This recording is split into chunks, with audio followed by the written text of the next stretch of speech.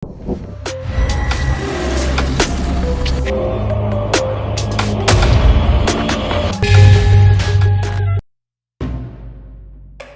Napak Tilas akan mencoba menelusuri jejak situs tersebut.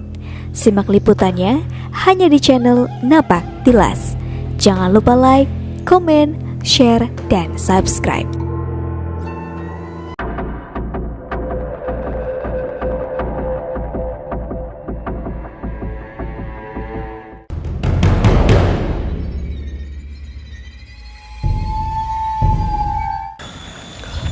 Halo Sobat Napak Tilas, ketemu lagi di channel Napak Tilas. Kali ini saya berada di Majalengka, tepatnya di Cigasong.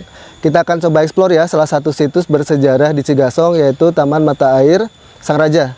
Oke, nanti saya ditemani Kang Dani nih yang akan menyampaikan tentang cerita, mitos, atau sejarah terkait dengan situs ini. Assalamualaikum warahmatullahi wabarakatuh, Sampurasun. Halo pada sahabat semuanya Napak Tilas. Insya Allah hari ini saya akan membahas terkait dengan situs kolam renang Taman Sari Sang Raja, Kelurahan Cigasong, yang kondisinya sekarang memang sedikit sudah terbengkalai. Kita coba buka apa saja sejarah dan riwayat yang ada di kolam renang Sang Raja ini.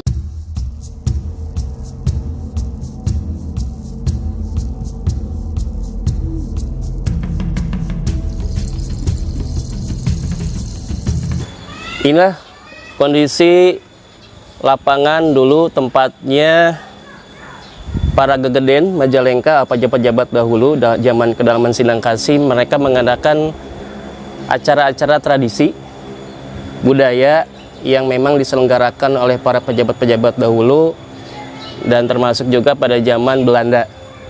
Dan di sana ada tugu buatan Belanda sebagai prasasti adanya kolam renang Sang Raja ini, sebagai bukti bahwa kolam renang Sang Raja ini dulu mempunyai riwayat khas dan riwayat kuat secara sejarah historis di Majalengka atau kedalaman Sindang Kasih zaman dulu. Kita bisa lihat ke sana.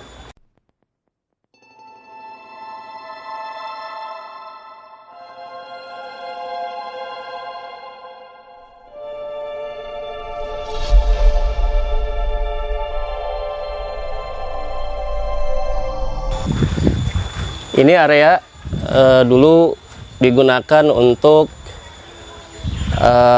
acara pintonan kalau bahasa di sini, atau ada sandiwara, ada wayang golek, wayang kulit, ada acara-acara budaya yang diselenggarakan. Dan ini kondisi sekarang seperti ini. Dan ini ada Tugu Sang Raja. Ini dibuat oleh pemerintah Hindia Belanda dulu, sebelum zaman kemerdekaan Republik Indonesia, kurang lebih tahun 1911 atau 1912 dibangunnya tugu ini. Artinya peringatan Belanda bahwa di sini dulu pernah dibangun sebuah tugu hasil karya pemerintahan Hindia Belanda. Ini tugunya, dikenal dengan Tugu Sang Raja. Ya. Dan kita lanjut. Ini yang dinamakan kolam Taman Sari Sang Raja.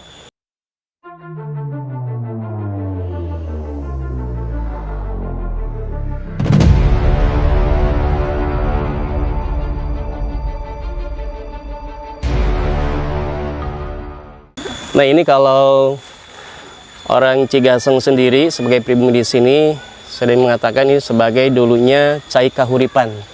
Karena memang dulunya dia adalah mata air bersih yang fungsinya secara real di masyarakat dulu untuk kebutuhan air bersih sehari-hari masyarakat.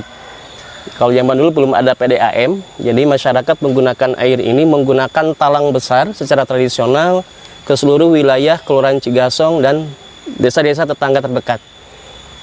Dulu seperti itu. Cuman kondisi sekarang memang airnya sudah berwarna, tidak sebening dulu. Kalau dulu airnya bening sampai dasar di bawah kolam kelihatan langsung.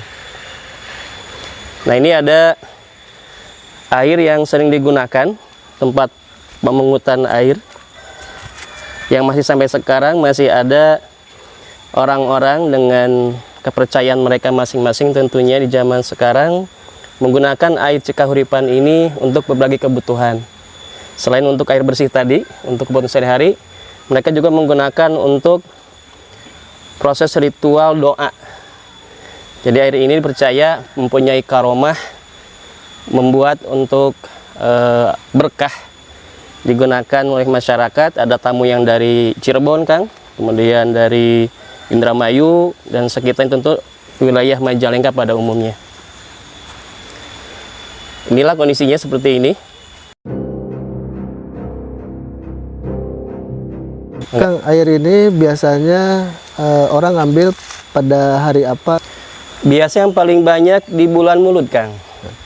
Ya, bulan Mulud. Dan biasanya di bulan Rajab sekarang sudah mulai. Tapi kayaknya kebanyakan di bulan Mulud. Karena memang dengan satu soronya itu, kalau dulu ada acara prosesi ngikis zaman dulu, tradisinya.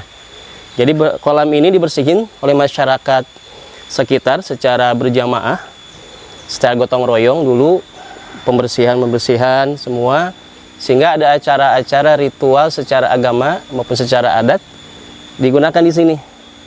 Nah, ada upacaranya, ada ritualnya, kemudian ngikis bersih-bersih sampai bersih kembali dan diairi kembali, dan akhirnya mereka diakhiri dengan prosesi makan bersama. Lalu seperti itu. Cerita unik sebetulnya banyak, mungkin ini lebih kepada sisi lain ya, barangkali ada mitos, ada juga memang pengalaman orang-orang tertentu. Kalau dulu ada juga yang kalau bahasa kita sendiri tirakat gitu ya. Kebetulan tempatnya sebelah sana, Kang. Ya, di sana itu juga ada apa namanya saung gitu ya. Di bawah sana ini ada prosesi, mereka ada yang tirakat, doa, dan memang ada hal-hal yang barangkali secara tanda kutip hal-hal ganjil yang mereka terima, entah itu memang mendapatkan petunjuk dan sebagainya.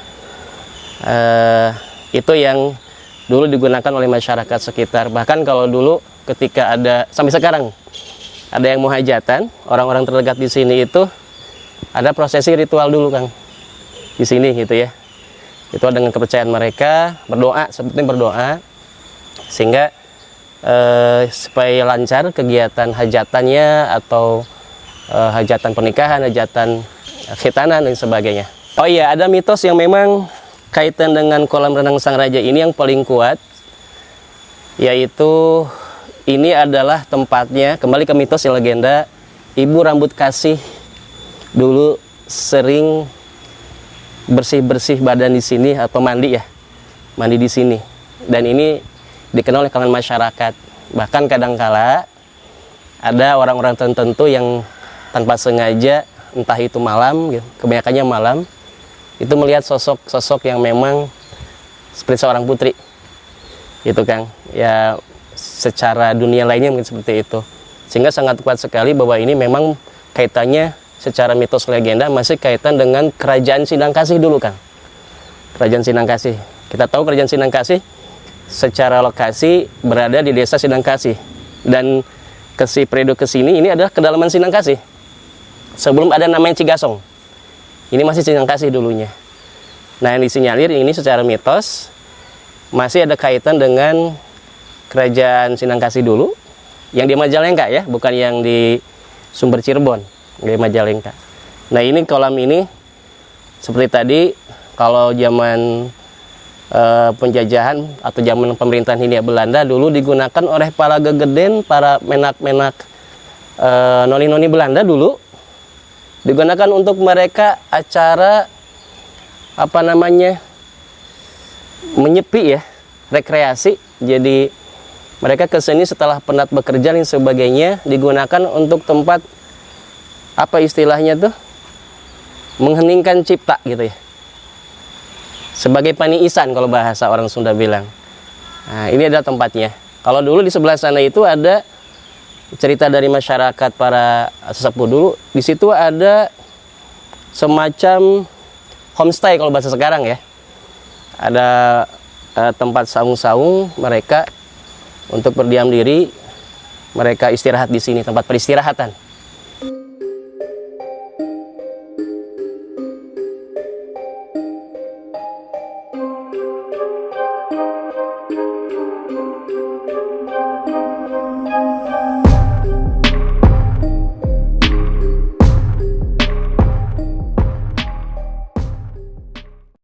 Yang datang ke sini pernah kita beberapa tahun ke belakang, sekitar 3-4 tahun ke belakang itu ada yang dari Cirebon, ada juga yang dari Indramayu. Nah, tentunya Kabupaten Majalengka, Sumedang juga ada. Mereka rata-rata mencari berkah ke sini karena setelah saya telusuri bahwa mereka itu tetap menjaga adat karena memang ada pesan dari leluhur mereka. Jadi harus mengambil air kahuripan dari sang raja, begitu. Dan ada beberapa orang datang ke sini survei, membawa jamaahnya, gitu kan. Dan memang mereka secara swadaya sendiri datang ke sini. Jadi kalau lebih update-nya lagi, zaman kedalaman Sinangkasi ini kaitannya nanti ini adalah peninggalan Demang Sastra Permana. Sentana Sastra Permana. Beliau adalah putranya dari Mbah Haji Luhung. Ya. Mbah Haji Luhung ini putranya dari Eyang Tumenggung Natakarya. Jadi secara silsilah pemerintahan zaman dulu kan belum kabupaten ya, masih kedalaman. Ini adalah peninggalan zaman kedalaman Sinangkasi. Nah, sehingga kesininya setelah ada Belanda, ini dikuasai tetap oleh pejabat pribumi dan pada akhirnya disatukan tahun 1840 itu menjadi Kabupaten Majalengka. Nah, ini dulu pemerintahan ketika menyatukan antara Talaga, Kabupaten Maja dan Sindangkasih, Dalaman Sindangkasih. Ini adalah salah satu taman sari pusat dari pemerintahan sebelum adanya pendopo Majalengka, Kang. Jadi dulu itu kantor kabupatennya di sini, yang sekarang Kelurahan Cigasong. Jadi adalah kantornya Tumenggung atau kantornya Bupati kalau zaman sekarang. Sebelum pindah ke Majalengka yang sekarang ada. Itu kaitan dengan lokasi sejarahnya ini. Makanya kalau dulu digunakan ini untuk acara-acara hiburan masyarakat. Semajalengka di sini. Nah, ini adalah primadona sekitar tahun 80-an ke sini itu sebagai kolam renang satu-satunya di Majalengka sebelum adanya kolam renang yang lain. Nah, hanya memang kalau dulu baru sebatas kolam ini, dan kalau yang itu kolamnya baru. Ya, disebut baru itu adanya setelah tahun 80-an ke sini karena ada penggunaan untuk media kebutuhan kolam renang yang sesuai dengan aturan olahraga. Nah, yang di sebelah sana. Nah, yang ini murni adalah kolam renang Cikahuripannya. Ini apa ini kalau ini? Itu sama sumber mata air yang ini nanti diselondorkan ke kebutuhan masyarakat tadinya. Kolam Taman Sai Sang Raja ini diharapkan nanti ke depan bisa direvitalisasi kembali, difungsikan kembali karena memang menyangkut dua hal. Pertama terkait wisata sejarah. Spot di sini adalah situs, gitu ya, situs Cikahuripan ini sebagai sejarah, nah, termasuk adanya tugu tadi, tugu buatan Belanda atau tugu Sang Raja, terkait bagaimana dulu ada prasasti pembuatan di sini pemerintahan Hindia Belanda, ya, karena ini sebagai pusat dulu kedalaman Sindangkasih. Semoga ke depan ini jadi sebagai wisata sejarah, terutama untuk edukasi masyarakat. Anak-anak sekolah, mahasiswa, dan sebagainya. Dan pernah beberapa kali, Kang, ada mahasiswa-mahasiswa budaya dari, kalau tidak salah dari Unsil, dari Unpad juga, mereka mencari informasi terkait sejarah di Sang Raja seperti ini. Nah, ini disinyalir semoga ke depan bisa jadi salah satu spot wisata sejarah, wisata budaya juga, karena ada pintongan-pintongan tradisi kalau dulu. Ya, jadi semoga nanti bisa dihidupkan kembali. Itu harapan seperti itu. Kemudian juga kolam ini bisa diberdayakan kembali sebagai sarana kalau zaman sekarang ada spot-spot yang menarik untuk kaula muda. Ya, selain mereka bisa menikmati suasana yang adem di sini, enak gitu. Kemudian juga mereka bisa untuk tempat diskusi dan lain sebagainya. Nah, tentunya juga harapan kedua, selain wisata untuk sejarah atau budaya sebagai salah satu lokomotif Majalengka ke depan juga. Nah, di sana ada kolam renang yang nantinya difungsikan juga untuk hiburan. anak-anak segala macam. Tentunya yang tidak terlalu modern. Kalau sekarang ada waterboom segala macam, lebih pada upaya bagaimana melestarikan situs yang sesuai dengan makna zaman dulu. Ini kedalamannya berapa? Ini kalau zaman saya kecil Kang, ini ada sekitar 3 meter lebih ke bawah kedalamannya. Kalau sekarang karena memang sudah semakin dangkal karena pasir, karena tanah yang masuk ke sini. Mungkin sekitar ada 2 meteran masih ada di sini. Nah, berarti mata airnya yang Cikahuripan itu? Itu sumbernya sebelah pojok sana Kang. Ada rembesan air. Dan ini mitos juga, tapi dibenarkan oleh dari tim penelitian dari Litbang kalau nggak salah ya, sistem Litbang, bahwa ini mata airnya nyambung dengan Sangiang Kang. Kalau alam ya, itu secara mitos juga, dan memang ada menyampaikan begitu. Mungkin terkait ada saluran-saluran di bawah bumi ini yang memang terkait ke sana. Ini adalah tempat konon dulu sebagai tempat tirakat meditasi orang-orang dulu, sepuh-sepuh dulu. Bahkan ada sebuah mitos yang mengatakan bahwa karena nama sang raja ini berkonotasinya kepada satu sosok orang sebagai rajanya di Pasundan, Pajajaran, yaitu yang Prabu Siliwangi. Nah, ini secara mitos kepercayaan masyarakat, ini adalah tempat tirakat beliau bertapa kalau dulu, karena dekat dengan mata air, sehingga nama sang raja itu diambil dari sosok beliau. Versi yang kedua, memang nama sang raja ini terkait dengan tempat ini, adanya mata air yang digunakan untuk prosesi bersih-bersih mandi. Setelah mereka, bahkan sebelum tirakat, ada mandi dulu, pembersihan, kemudian tirakat, melakukan doa dan keyakinan mereka ritual di sini. Ini adalah pohon beringin. Dulunya ini pohon beringin besar sekali. Ini adalah sisa dari anakannya sudah tumbang dan tumbuh lagi sebesar ini. Nah, ini ada batunya, batu altar atau batu tempat meditasinya. Nah, bila masyarakat akan acara hajatan atau acara syukuran, selalu menggunakan tempat ini sebagai tempat ngarekes kalau bahasa orang sini, untuk berdoa agar rangkaian kegiatan hajat mereka, masyarakat di sini lancar dan berkah.